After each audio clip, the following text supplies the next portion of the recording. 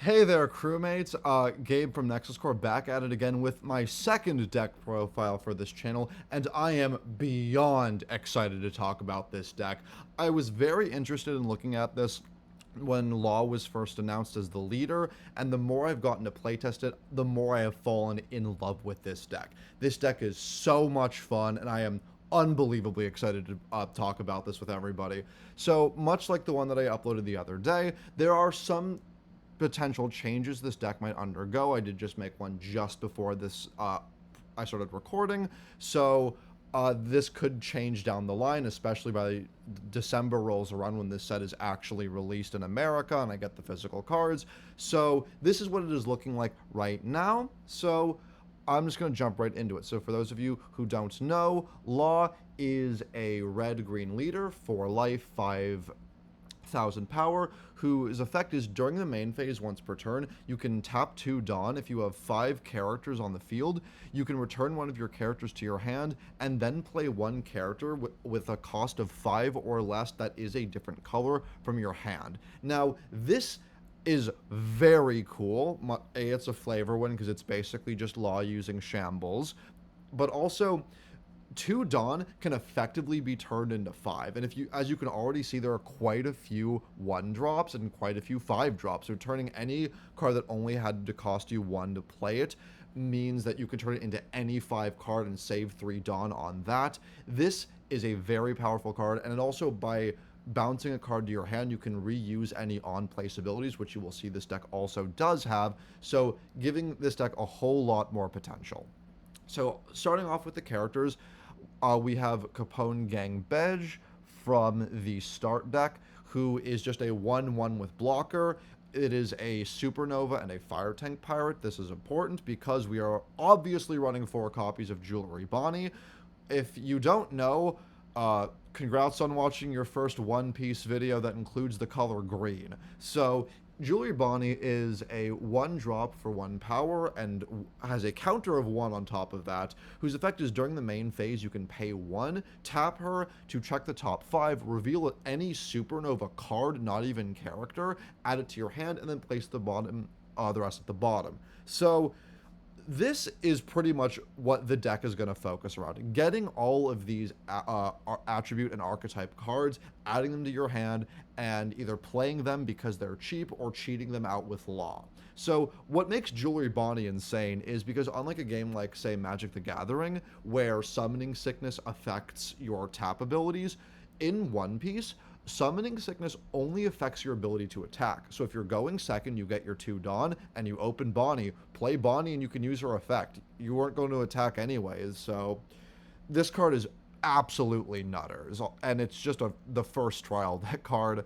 Next, we're running 4 copies of Nami, who is a 1/1 with 1 counter, who during the main phase once per turn you can give it your leader or a character Arrested Dawn. The reason I'm running it is because it's another low to the ground creature that lets you reuse Dawn, because this deck does like to pay a lot, but also it is a Straw Hat crew member, and much like Bonnie and Supernovas, there are ways to search out Straw Hats. So this is another slot that I'm kind of unsure about. I like her just because she is a 1 drop. So this is one of the ones I'll go over when I get there, what I'm thinking of changing, and it might be Nami. Next to the only card even comparable to Jewelry Bonnie and how insane it is the OPO1 Romance Dawn Nami, who is a 1/2 with counter 1. So her effect is on play, check the top 5 for any Straw Hat card, add it to your hand, bottom deck the rest. So unlike Bonnie, this isn't reusable. Unlike Bonnie, it's on play, so you can use it turn 1 if you're going first, and also it isn't a kill-on-sight attack target. And like you saw with Law, you can bounce Nami, and while you have to play a green card if you're bouncing Nami, you can just play Nami the following turn. And as you see, there are going to be quite a lot of Straw Hat cards, and quite a lot of the Straw Hats are also Supernovas, so this deck is absurdly consistent for what it wants to do. And Nami is, of course, insane. The only restriction to her search is you can't add another card with the name Nami in it, so you couldn't say search this one. That's part of why I'm not super keen on this Nami, because in this place I could effectively run the start deck Chopper, which is a 1/1 with blocker, and it's just, it would be another card that's even more searchable. But again, the other Nami is good, this Nami is great, and I do like where we're at right now. Next, we are running Otama from the Romance Dawn set, who is a 1/0 for 2. Her effect is on play, give one of your opponent's characters minus 2,000. This is really good if they have a big blocker that you might struggle to get over, or if they have a very problematic card that you want to kill. If you're playing against Kaido and they have either the 9 or 10 dropout, reducing it to something in the more hittable range is good. Also, it's an on-play for free, so you play it for 1, reduce something, bounce it with Law, and put out a 5-drop. And it's just a small thing. This is another card I'm partially hesitant on because her only attribute is Wano, so that means she is neither searchable by Nami nor Bonnie. So she is, minor spoiler for as the deck goes on, she is literally the only card that cannot be added by and searched for by anything. Every other card in this deck is searchable by at least one other card. So the deck is so consistent that losing 4 slots doesn't really mean much, and you will almost never whiff. But at the same time, much like with the Nami example, if I replace this with, say, Chopper, yeah, it doesn't have an on place, and yeah, Chopper doesn't have a 2k shield in hand, but it is a searchable blocker, which is pretty good on its own merit. So that's another thing I'm considering. Next is Monkey D Luffy, who is a 2/3 with counter 1. For Dawn 2, it cannot be KO'd by characters with the strike attribute. Fun fact, this is the only card that actually mentions attribute thus far in the game. But its other effect is during the main phase, once per turn you can give it 2 of your rested Dawn. So what I like about this is it's a pretty low to the ground card that rewards you for playing the game. A lot of the time you're thinking, oh, what do I want to play? Or maybe I want to buff up a guy. If you're playing a card anyways, Luffy just turns that into power. And fun fact, again, the Law Leader is 2 to bounce and play, so if Luffy is ready to attack, you can use Law's effect on something that isn't Luffy, and then use Luffy's effect on the 2 Dawn you rested for Law, and add it to Luffy. Now you have your 5k hitter. It is very easy to pay the cost like that, which is why I really like it, but I'm only running it at 2 because, again, at the end of the day, it really only winds up becoming a 5k hitter. It does it consistently, but not having rush or a powerful on-play ability can actually come up enough that I only really want to run 2, and I doubt I would change that even if I dropped Tama and or Nami. Next, on to the 3 costs, we have Killer, who is a 3/3 with counter 1, and on play, KO one of your opponent's rested characters with 3 or less, and trigger, you may play this card. Very good. It works as a trigger. There are quite a few decks that are running pretty powerful low to the ground 1/3s that you would want to hit. Fun fact, if you're going first in the mirror and you open this and your opponent goes second, they get 2 Dawn and they play Bonnie, congrats. You already have a target on your second turn with Killer. And unlike a purple card, you don't have to lose Dawn to do it. Well, granted, it has to be already rested. You can attack a attacker, or you can target attacker or a utility card like Bonnie, or plenty of other things to justify it. And again, it's a supernova. It's searchable by Bonnie. Next, we are running 4 copies of the Romance Dawn Roronoa Zoro, who is a 3/5 with Rush. Those are good stats, and with Rush makes this bonkers. And what makes this insane is Zoro is both a Straw Hat and a Supernova. So we're about 2/3 or maybe like halfway done with the deck, and Zoro is already searchable by 8 different cards. So almost a fifth of your deck can potentially find this card for you, and it's a great card to find.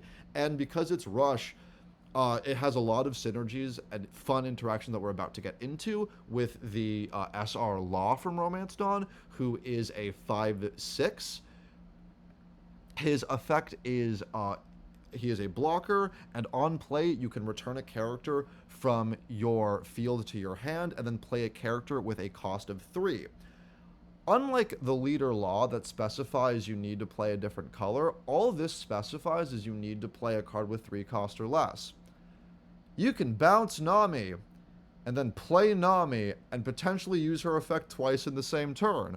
Or you can bounce, or you can play Nami, search Zoro, use Law to bounce Nami, to play Law, to bounce something else, to play Zoro. And because Zoro has Rush, it can attack. Or another fun combo is if you already have the Zoro, you can attack with it, use Law to bounce it, to play Law, use this Law's effect to bounce something else, to play Zoro, and this card can attack because of Rush twice in the same turn.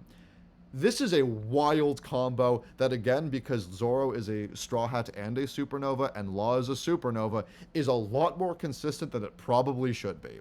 Next is X Drake from Romance Dawn, who is a 5/6 with counter 1, who is a bit of a similar card to Killer, whose effect is on place. You could KO one of your opponent's rested characters with a cost of 4 or less. Now, I like it because unlike Killer, it can hit 4s, which actually does come up. Unlike Killer, though, it doesn't have the trigger, but it does also have a very good stat line. And again, it being a 5 cost doesn't matter because you can play it with Law. If you don't have the Zoro Rush combo, you can bounce any red card like Nami and play Drake and just pop a card of 4 or less. And having a 6k attack isn't much to scoff at. This is a decently studded card with a free on place effect that is easily recyclable in this deck. Before this, I was seeing some other people running Yamato. I really don't like Yamato, if I'm being honest, not even just for this deck, but as a card, because Yamato, for those of you who don't know, is a 5/5 with counter 1 that has for innate double attack and banish, so it does 2 damage, and they both go to trash, not to hand. The problem is, Yamato is just never going to hit. It's a case of like, when it does hit, that's gonna feel really, really good and might be enough to win you the game, but it's not gonna happen because Yamato doesn't have the stats for it to happen, and like, it's pretty easy to stop it. And because of other cards that, because this deck, while you can cheat out 5s, you still tend to pay a decent amount of Dawn. Being able You are not really able to like pump up Yamato that much unless you were running Nami and Brook, which to be fair was a consideration because Brook is on place, give 2 rested Dawn to a character. But I just don't think Yamato's effect comes off consistent enough to be worth running. And another thing that I didn't like about Yamato is Yamato was only attribute was Wano Country, so would have been the second card that was unsearchable. Drake is a Supernova, so now we have all but Tama as every card in this deck, as I said, besides Tama, is searchable by at least one thing, and this is a searchable on place free pop that is recyclable. So because of that, I really like Drake more than Yamato, but I also am biased against Yamato because while I love Yamato as a character, that card is just not doing it for me.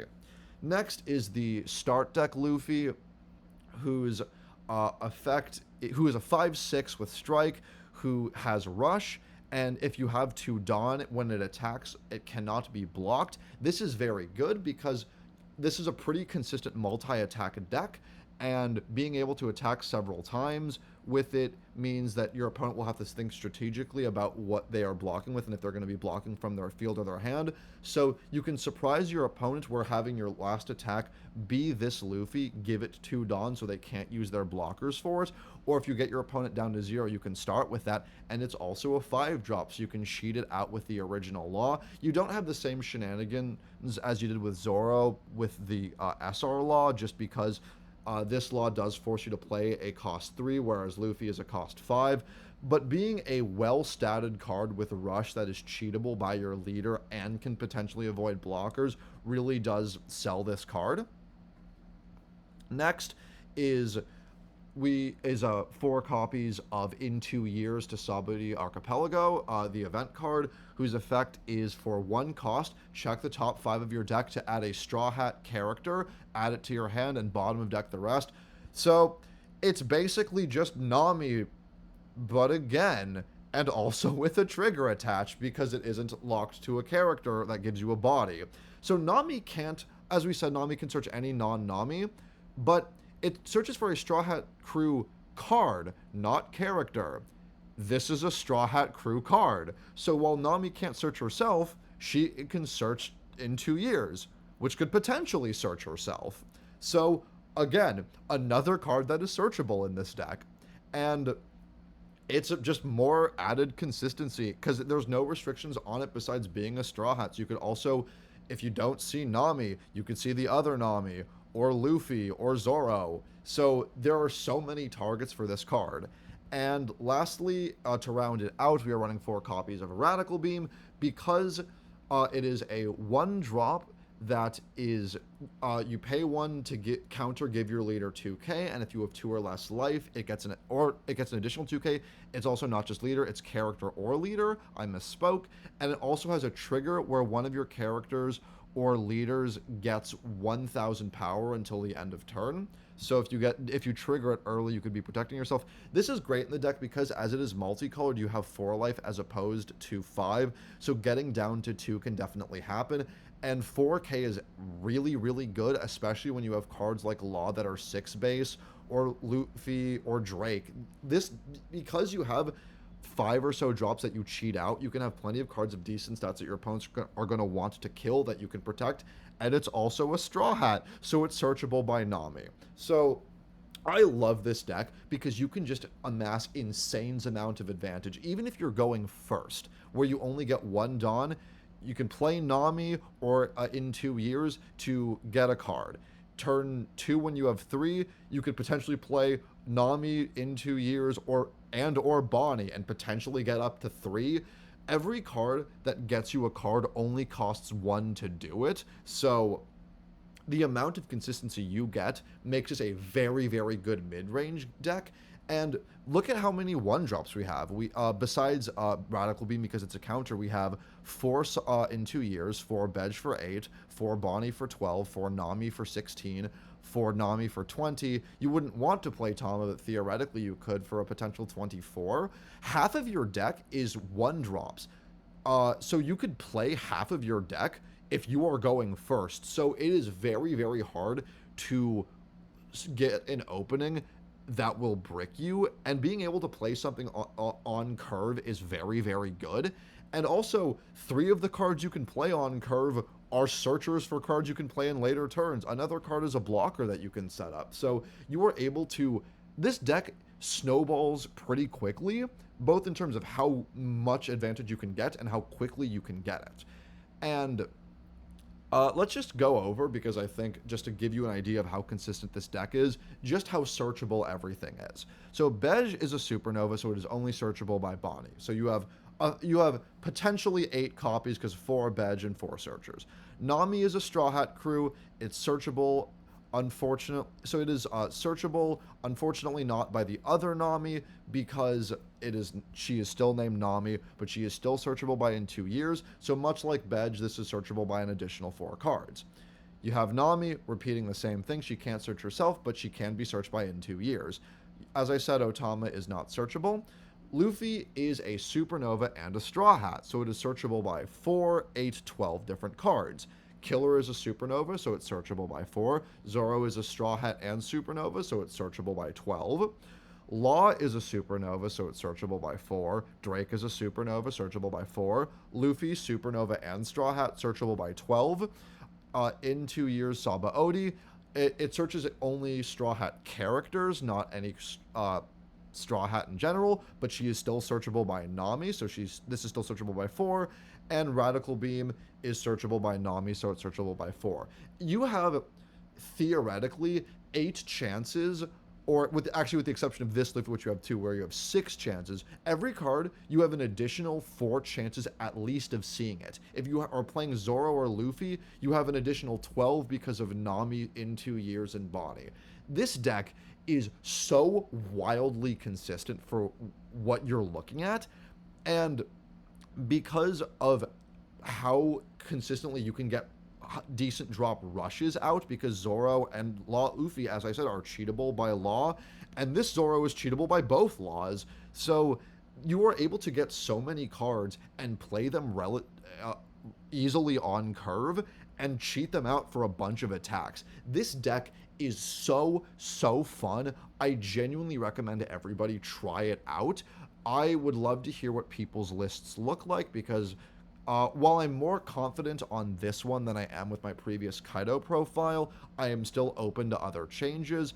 I would like to know what you would think of replacing the Tama and Nami slots. I think everything else is pretty firm, but please let me know what you liked about the video. Let me know if there's anything that you would like to see from me in the future, either decks, video styles, or video presentations, because I'm trying to upgrade from recording on Untapped.